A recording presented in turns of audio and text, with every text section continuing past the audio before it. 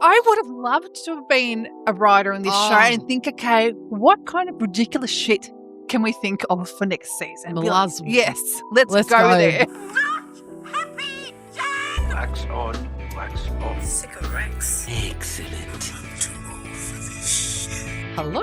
Hello. Hello, welcome Midlifers. We're your hosts, Fonz. And Mez. And well, hello. Hello. This is your weekly podcast where it's not self-help, but more help yourself to a smorgasbord of nostalgia, laughter, and a deep dive into the past. Welcome, Midlifers, to today's show. We're going to start off with a rant or a rave about group chats. Then this is going to be so much fun. Do you remember these daytime soapies? That's going to be a hoot. I know. So let's dive in. Yeah.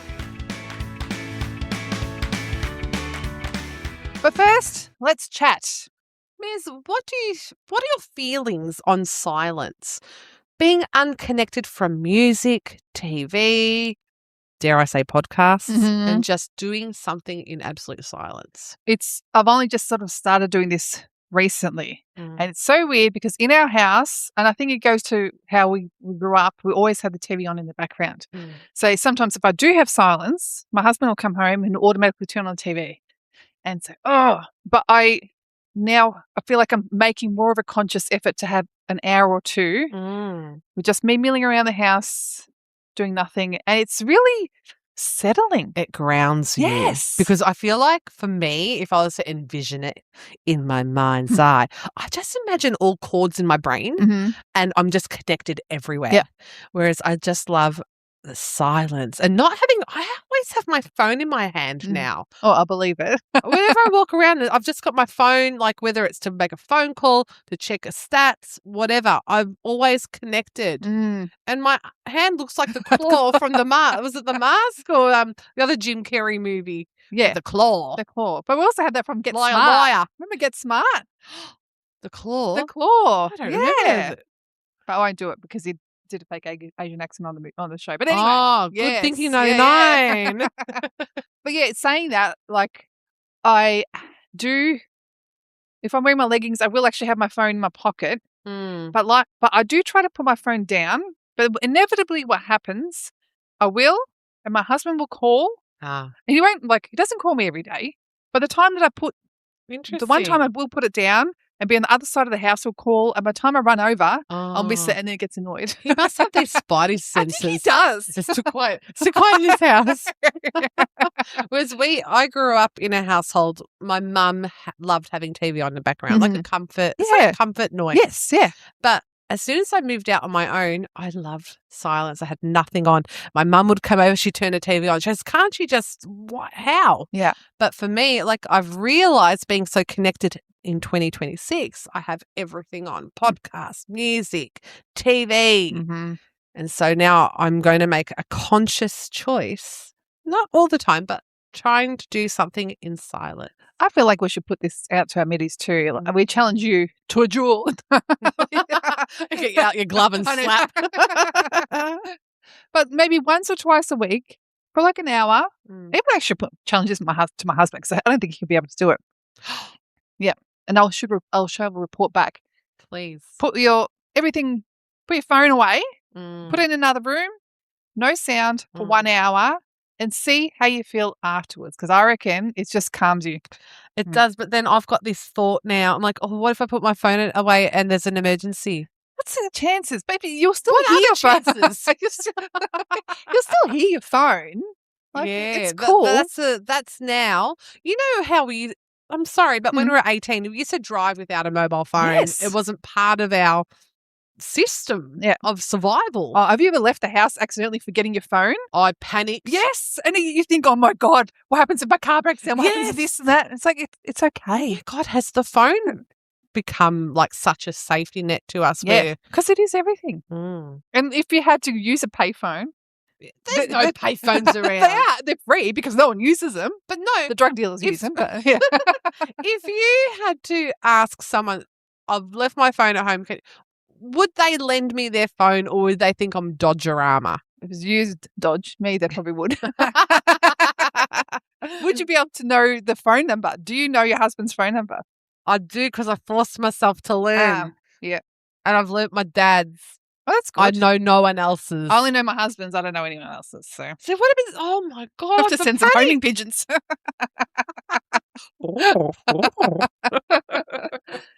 Fonz, driving on the way here, I realised something. What? I miss Rob Thomas from Matchbox 20. I miss him. Is it his foppish locks? It's everything. He's singing? It is the singing. He has sparkly blue eyes too. Deep blue eyes. Yeah, I'm pretty sure he does. Yeah. That's how I imagine him to have blue eyes. I don't know. But I think it's because lately I've been tuning back into Gold 104 and they play Matchbox 20. Right. And so I'm listening to the songs and I feel like because we were grunge girls and what have you, so Matchbox 20 at the time is kind of like, the easy listening type. I like safe that sound. song with Carlos Santana. Yeah, well, that's what I was listening to on the way here. Just like the ocean under the moon, the strangers in emotion that get from you. Yes, that was smooth. That was smooth, and that's still a great song.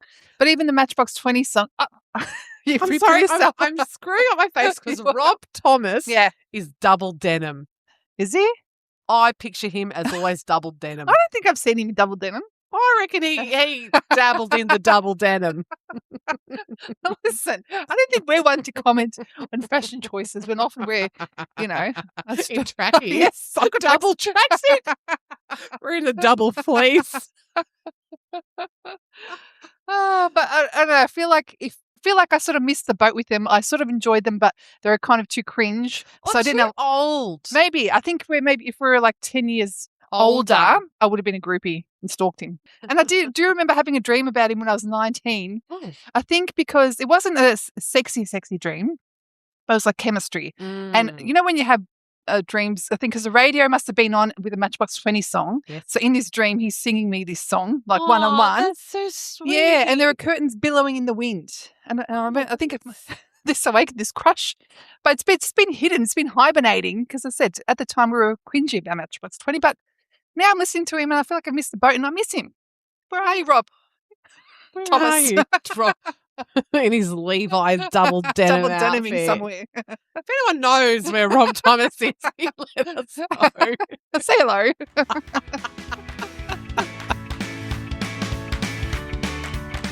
Rant, rave, rant to rave. Yeah. Today, are we ranting or shall we be raving? Group chats. I'm talking MSN. I'm talking WhatsApp. Yep. I'm talking Instagram DMs. Mm-hmm. Do we rant them or do we rave them? I'll tell you this. I actually don't know which way I'm going to go. So let's see how it unfolds. I'm just going to start right straight out. Please with do. a rant. What? There's too many chats going on at once. Oh. Too many. And I feel like all communication, especially with kids' school, work, teams, kids sporting, friendship groups, yes. We're all in a group chat and I am easily confused and it's just overloaded. There's too much. I feel overwhelmed at times because I just, sometimes everything's pinging. Oh, yeah. Like the WhatsApp ping, the Instagram ping, this, that, and I just feel constantly on.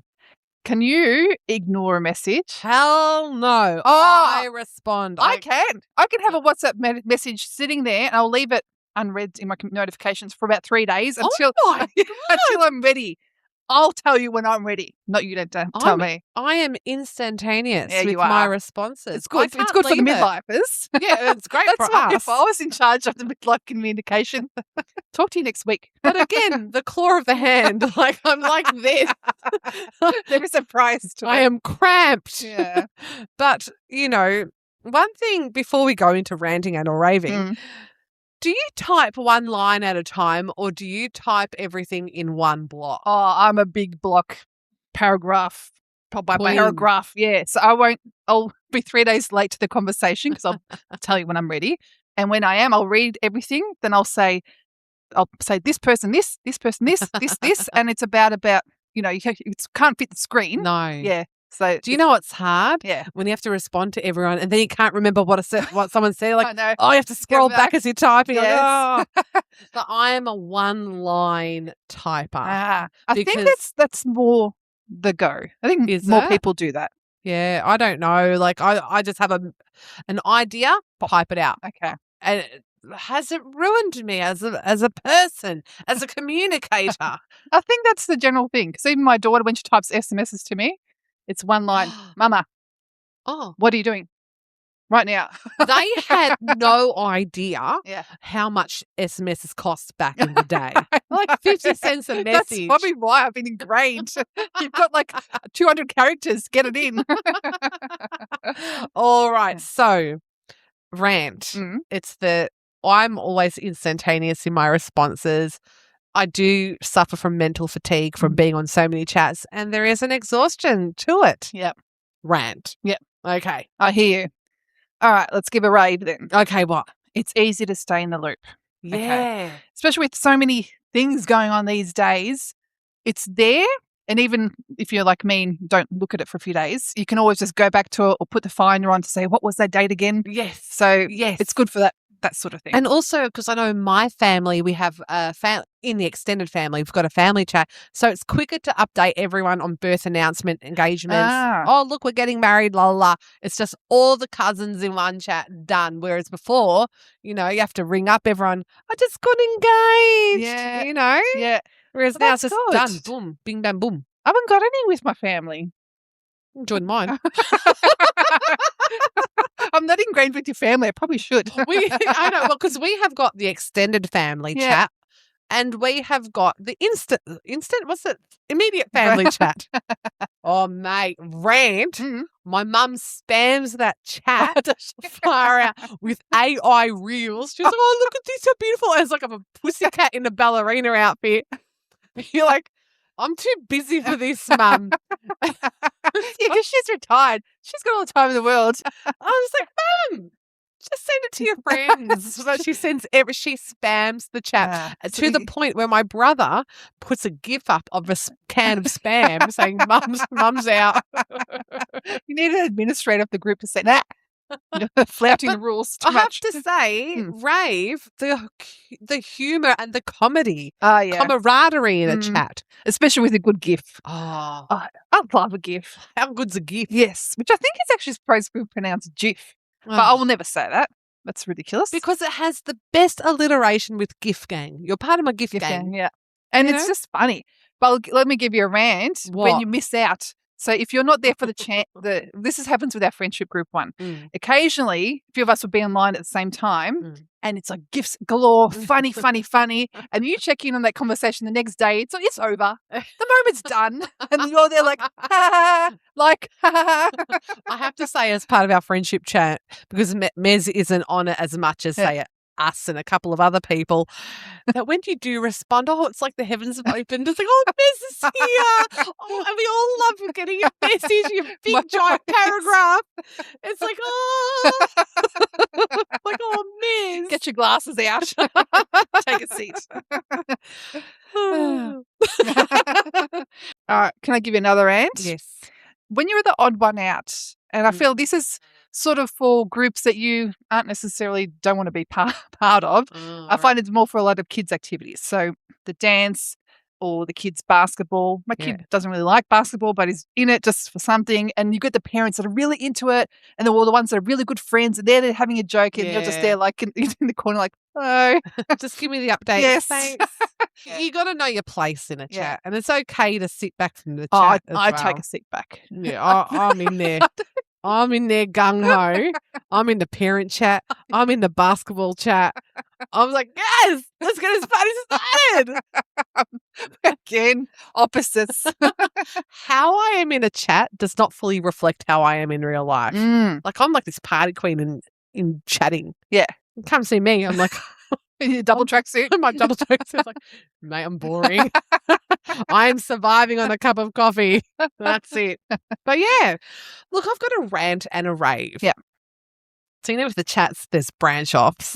With rave, if you're in a branch off to a chat. You know when you got the big group and you branch off with a smaller group, you have a laugh. Like the hand-picked group, the selection, Yes, I've been selected. Rave if you're in them, and rant if you're not in them. Yeah. It's like, why haven't I been invited in? But how do you know about it? Oh, because everyone does it. It's just the assumption. We just know. Rant, if you accidentally refer to a chat in a private group on the wrong forum. Woohoo! We did that to Message you. deleted. Yeah. Just for the surprise It was a surprise, was it? baby shower. We were organising a surprise baby shower for Mez in a whole other chat. And we got confused and we put details of the baby shower. Of the lactation cookies, right? Which I pretended not to see. I read the notification, but like I previewed the notification. I didn't read it. Well, in the branch off chat, we were panicking and we were saying, what if we put a whole heap of gifts so Mez doesn't roll up and see it? So we just started flooding the chat with gifts. And you still saw it. I'm like, and it was back in the day when you could not delete. Yes. Yeah. What fast that was when you couldn't delete or edit your message. But it is funny when someone deletes it and you're like, oh, what was that? Oh, yes. your curiosity peaks. It's like, what'd you say? Because you did the other day. I'm like, what'd you delete? Tell me. It does pique the curiosity. Yeah. Nothing to see here. Rave, the ability just to share photos from an event. And videos. Yes. So easy, especially with WhatsApp and that sort of thing. Yeah, that's good. Yeah. Rant, text can be misconstrued. Yes. It's an ongoing thing. That's why the voice texts are good. They are great. I love a voice note. Because you can't misconstrue that. No. You've got the tone there. That's right. But then I feel like in our friendship group, we've got those who like the voice notes, which you and I are comfortable with it, and those who will not. Yeah. And it's hard to mishmash. I think once the friendship group setting is set. Yeah, that's like, it. There's no changing. We're from the 90s, yeah? And we're just text only. Yeah. And I think it's more the next generation and so forth. They are more voice notes. Yeah. Yeah. And us too, because we're hip and happening in our trackies. I'll give you a rave for someone who doesn't like talking on the phone, which is me. It is good because in these group chats, I'm comfortable to do a voice note.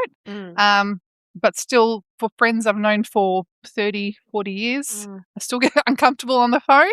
So for me, that is a big rave. I'm going to add on to that, Mez, because, it's so much better to organise going out together, catch-ups, this and that. You don't have to play the phone tag. No. It's all there. Yeah. Oh, my God, phone tag. Yeah. And if they're not responding, you put at whoever. Yes. And it comes up with a big megaphone. Hello. So, Mez, do you rant or do you rave the group chat? I find many elements annoying, but I can see how it's a necessity. Just don't expect me to respond in less than 3 days. Girls got boundaries. Yes. I have none. I rave the group chat.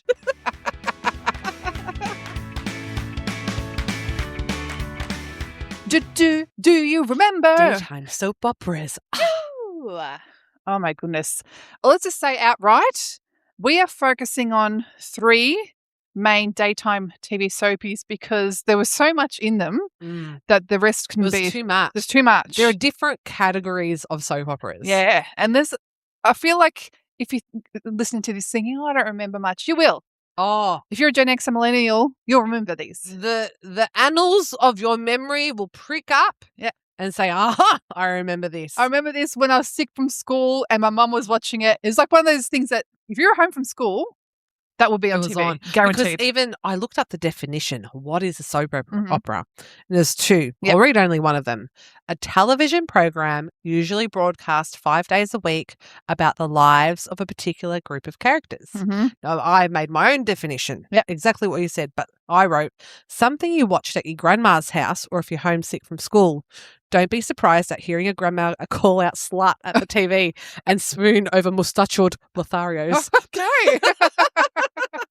I like my definition. Yes. Let's put that in Wikipedia. What piqued my research, Mez, was an image of a man in an eye patch. I'm like, far out. I remember growing up with a man with an eye patch. Yes. Who was the eye patch guy? Patch. His name in the show from Days of Our Lives was Steve Patch Johnson, and he lost his eye in a knife fight. And I feel like Knowing this, like, I don't know, it's just my core memory lay to rest now. Yeah. The actor Stephen Nichols played in Days of Our Lives, as well as General Hospital and The Young and the Restless. Oh, I love when they have the crossover. It's very interesting. He wasn't a crossover. He actually acted separately in all these. I don't know if he had the eye patch. I don't know. Well, before I started looking at the characters, I'm thinking, which characters do I remember? I remember Bo and Hope Brady. Why do I remember them? Obviously, I must have I think they were the good people. Were they in Days of Our Lives? Yes, let's go Days of Our Lives. Oh, my God. We had the villains, Stefano. And he, DiMera? DiMera. Yes. Oh, So Stefano. he was the villain. I thought Stefano. Was Stefano. Probably Stefano. No, Stefano. It feels like they would say Stefano. And Dr. Marlena Evans. Oh, my God. Which we'll get into. Okay. But another actor in it, I feel like I remember more of reference, was Jennifer Aniston's dad, John Aniston, played Victor Kiriakis. Oh, my goodness. Yes. Was he in that? Yes.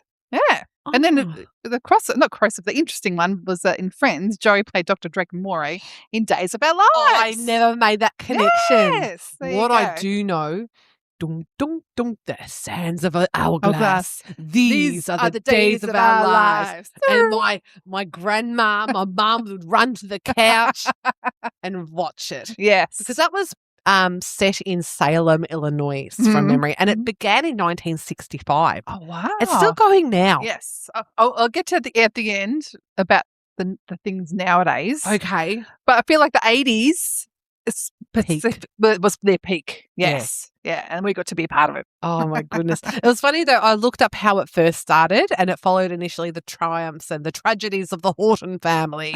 And they had children. One was a nun. One was a lawyer. One was a doctor, a homemaker, and one was presumed dead in Korea, but he came back. Okay. This is what happens with soapies. Oh, my God. Dead people coming back alive. Guaranteed. From the dead. Yes. Yep. Kids that they ship off to boarding school because this doesn't serve the storyline, and then they'll come back 3 years later as a grown up. Grown up or young adults. Yeah. So they can incorporate into the storyline, and people replacing them. Like I think this is more Bold and Beautiful, but there's been several times where the actor, and then they'll have an announcement, the character of Rich is now played by blah blah blah. Oh my God. Yeah. Because there's always as well amnesia and a love triangle. Yeah. And the hospital makes a big appearance in all of these. Always a drama. Yes. What about a paternity test? There's always like a challenge of, is he the real father? And the long stairs. Ooh. I'm gonna say that movie is so hard not to break character, and just because it's like a 10-second camera looking at you, and you'd have to and give the evil eye. Smolder. You smolder to that camera. You smize. Mez, can we talk about Dr. Marlena? Please. Mez. Yeah. Oh, I remember this. Now, it was Dr. Stefano DiMera. He was a villain. Mm-hmm. He hypnotized Dr. Marlena, and she became possessed with Satan. Yes. But I remember I don't know what was I doing that I watched this, but I remember the progression. I remember, Mez, we were in year 12 doing a drama cat, and our teacher invited us over to her house so we can all do the cat together. Oh, I thought said to watch it. No, but she had Days of Our Lives on in the background with Dr. Marlena on in the background. Oh, there you go. Okay. And I remember that vividly, and we talked about the current storyline. Was it the possession? Yeah. It was a possession. And it featured her great eyes turning like yellow. Yeah, they glowed. Yeah, levitating. Oh, that was very famous, the levitation. Yes, yeah. Oh, my God. God. They put like a devil voice on her or something like her voice changed and she spoke in tongues. Yeah. She set fires. There were animal attacks. Shit got heavy in Salem thanks to Dr. Marlena. And when she levitated over her bed on Christmas Eve. Christmas Eve I don't know. Okay. But do you know, I love the costume department because they wanted to show how she was taken over by the dark possessions. Yeah. They put her in a black hoodie. That was to show that, she's not in her pastels. She is in a black hoodie. And her lover was someone named John Black. Yeah, I remember John Black.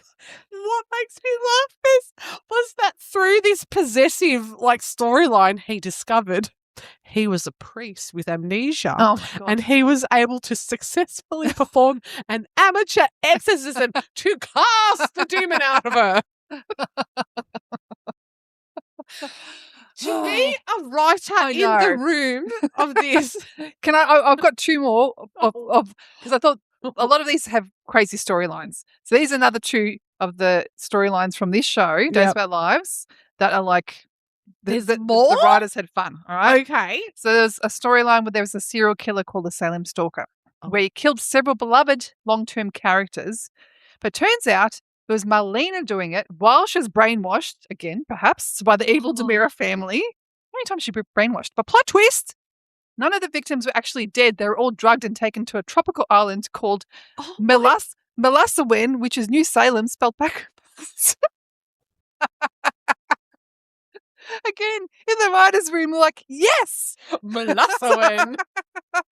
And another one, Princess Gina, where Stefano used a satellite dish and microchip to brainwash Hope Brady.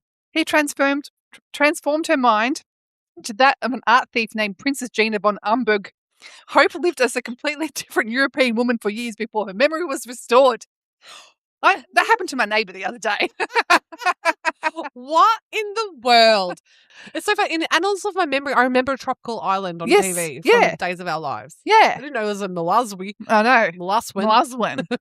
But that was brilliant. Like, I would have loved to have been a writer in this show and think, okay, what kind of ridiculous shit can we think of for next season? Melassawen. Yes, let's go there. Who was like Stefano DiMera? Was he a magician? No, but he kind of looked like he had dark hair. Is this European actor, kind of short, a little bit stumpy, and he had that short and stumpy. Yeah. No wonder he needed the hypnotizing ability. Can we get on to the other one, Young and the Restless? The theme song, which we can't play because of copyright issues, but it goes something like ding, ding, ding, ding, ding, and it has all the actors, where they do turn to the camera in slow-mo, ding, ding, ding, ding, ding. I can't remember it. As soon as you see it, you'll remember. Okay, well, what I do remember is the logo, the Y and R in a brush stroke. Yeah. 53 seasons of The Young and the Restless, or if you're a diehard fan, Y and R. Yeah. Okay. And they celebrated their 13,000th episode milestone in November of 2024. Oh, wow. Maybe that will be us in 10 years. Maybe. I know it was in Genoa City, and some of the characters, which I remember, I don't remember much about the plots, but I remember the characters. Victor Newman, he's a stalwart. He was a mustachioed Lothario. Jack Abbott, Christine, a.k.a. Cricket. Cricket, yes. My God. And Catherine Chancellor, who is a sort of like matriarchy type character. Cricket just unlocked something in my brain then. I was saying, because I saw her face, Christine, and when they said cricket, I'm like, yes, cricket. My goodness. Look, I did look up more into Victor because Victor, I always remember his moustache on the screen. It was quite suave, wasn't he? Because he feels like he'd be living in a tuxedo for his whole life, He's that type of person. And so he was acted by Eric Braeden from 1980, and he eventually earned a star on the Hollywood Walk of Fame. Huh. His role was initially meant to go for 8 weeks, but for some reason they just kept it going because he was meant to be shot by his wife, but they kept it going, whether it's because of Eric's voice, his power, and his inner strength. But what made me laugh was he was the head of the worldwide business Newman Enterprises, and he broke up his first marriage with Julia because he had a romance with the stripper Nikki, and they were a power couple. Nikki. I'm sure it was Nikki. I remember Nikki. Yeah. Oh my God, that's unlocked something in my brain. But I started looking into his family tree. I got confused between his romances, his dalliances, and his children. Yep. So many children. Yep. He was described as dastardly and a villain. Yeah. And that is Victor Newman. Victor Newman. I like that. I mean, he's very memorable. His face. Yeah, anyway. His face is so memorable. Yeah. But he also had we were talking about crossovers. He had a crossover in The Bold and the Beautiful. Because I think Christine may have had it in Bold and Beautiful. Bloody cricket, man. That's just brought back such a memory. Let's get on to The Bold and Beautiful. Oh, my gosh. A good saxophone at 4:00 in Australia. I'm a Bold and Beautiful fan, and my husband, probably in the past year or so, I've stopped. But my mum introduced it to me probably when I was like year 10. And I had followed it up until like last It year. must have hit its peak because Mum introduced me to The Bold and the Beautiful too, and she always said, no matter what, if you go back to it a month later, you always catch up on a storyline. You can catch up within like 10 minutes. Yes. Yeah. So it's about the Forrester Empire, their couture collection. A high-end fashion house. Yes, and all their marriages. Now, we must talk about these marriages, please. Brooke and Ridge. And Ridge has been played by two actors, I remember, and they're very completely different actors. But they have been married 9 times, but exchanged vows 11 times. But I think the other 2 were interrupted, whatever. But in total, Brooke has been married 15 times. Brooke, how do you have the energy? I know. 'Cause I do not.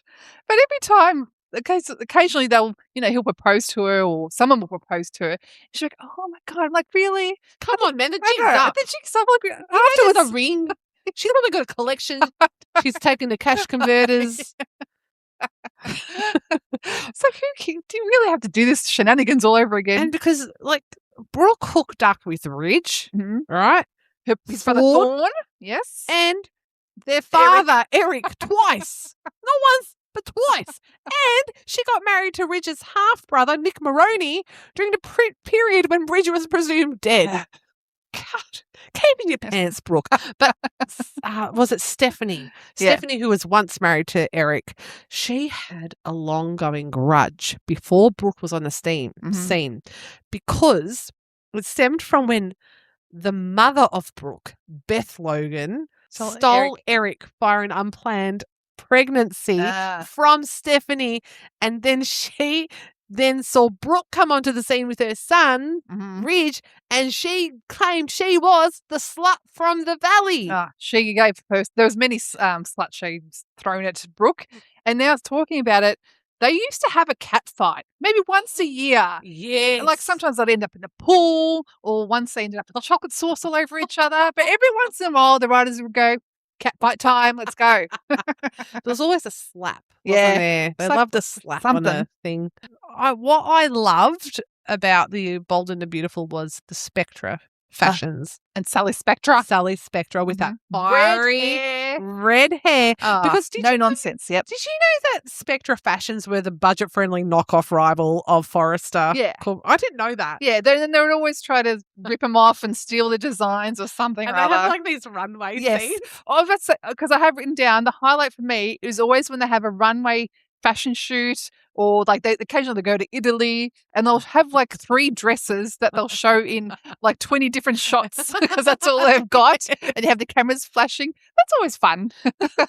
Now, Sally Spectra was played by Darlene Conway from 1989 to 2006. She passed away in 2006, and they continued with posthumous footage in 2007, and then she was able to bow out Sally. Yeah.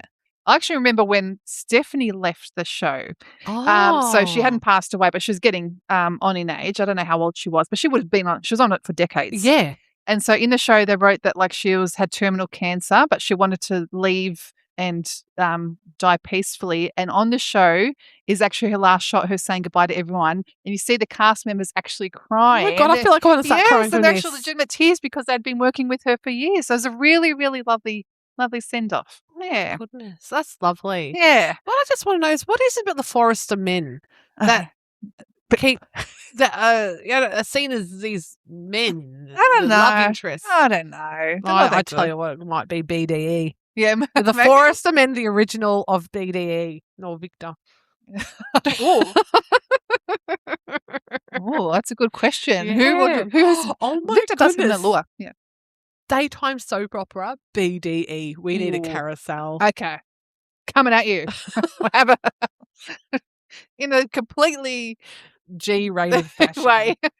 I was going to give you some crazy plots as well, because Bold and Beautiful does have a few. So Sheila Carter, she's still around. She often kills people. She faked her own death by chopping off part of her toe to make it look she was mauled to death by a bear. Oh my God. She comes back and they could tell it was Sheila because they zoomed on the CCTV and you could see part of her toe was missing. Oh, this is just like last year. And in 1994, and I feel like this is when I started watching it, Taylor was believed to have died in a plane crash. But a year later, we found out that actually Prince Omar of Morocco had kidnapped her and kept her hostage/princess in a place. And she suffered amnesia, of course. And when she returned to the show, she was known as Princess Layla Rashid. No. She didn't know she was Taylor. Yeah, but of course, in that time, Brooke and Richard married. Princess Layla, not Princess Taylor, but Princess Layla. Nice rhyming there. Nice. That writer's room, they were onto it. Wow. Yeah. It's a ridiculous plot lines. I love. You get lost into it. Yeah. For some reason, I've got this memory of a cave. Someone lost in a cave. Was someone Probably. held hostage? Was it Brooke? Probably Brooke. It's probably. always Brooke. Do you remember the great fast forward of 2004? No. Well, because I remember watching Days of Our Lives and Young and the Restless and always thinking, geez, the fashion's a bit old and whatever. It's because we were 5 years behind American viewing. So in 2004. Oh, my God. Yes. It's coming back. Yeah. So how many episodes? In 2004, Channel 9 skipped 864 episodes of Days of Our Lives and approximately 1,000 episodes of Young and the Restless. And so to bridge the 4-year plot gap, Channel 9 aired 2 specials with 1-hour recaps on what's happened over the years and actually got some of the actors from the show to say what happened to their characters. Excuse me while I close my mouth. Yeah. I'm amazed by that. And now I think we're only 6 months behind the US. But I remember because it's so weird to see their clothes be like, the actually clothes that we'd wear nowadays because there's always 4 years behind.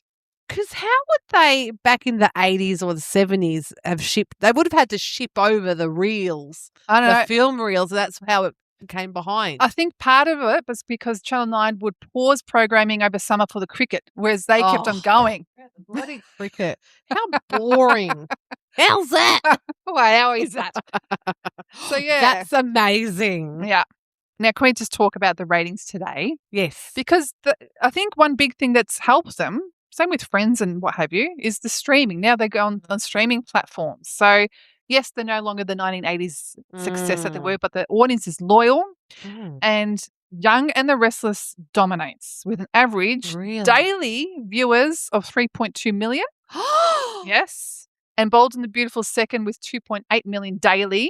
And they win in the coveted women category of aged 18 to 49 demographic. What in the world? I know. You wouldn't think that this still millions. Yes, every day. Oh my God. I feel We're really. going to get a spot on this, Fonz. Are we going I'll slap you for it. Okay. All right. If that will get us that viewership, slap away. I'll slap you and you call me a slut. Okay.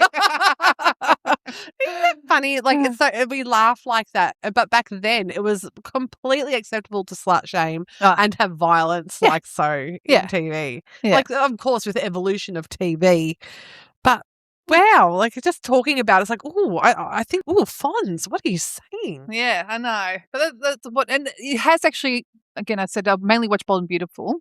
They have tried to diversify. They've got transgender storylines sometimes. They've got more racially diverse cast. So it has actually moved with the time. But, one thing I've realised that when we were younger, the sexy bedroom scenes when they're in the lingerie making out, they would happen a lot more often. Now in Bold and Beautiful, it's probably twice a year. It was a bit sexy, wasn't it? Yeah, I've watched that. And my kids walk in and I feel like, this isn't right. We watch it I'm watching at my grandma's house. and it was just acceptable. And they in lingerie? They have something billowy. Yeah, and they'd have soft candles, but they'd maybe making out in bed and be like hair thrown back and the men shirtless and I forgot all about that. Yeah, Victor on the bed. Could we just be watching this like while we're home from school? Like nothing. Oh God! Imagine like if we were how we are now, but back in the 70s and the 80s, like having a smoke while watching Bold and the Beautiful back in the day. Oh, you get your rocks over here. That's why the families were bigger back in the day. From the influence of Victor.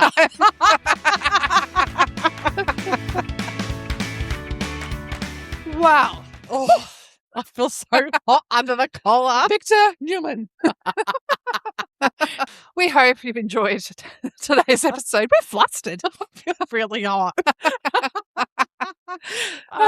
Yes, like, subscribe. All the details are in our show notes. If you have anything to add about the Bold and the Beautiful or Days of Our Lives, or just Victor in general, please slip into our DMs.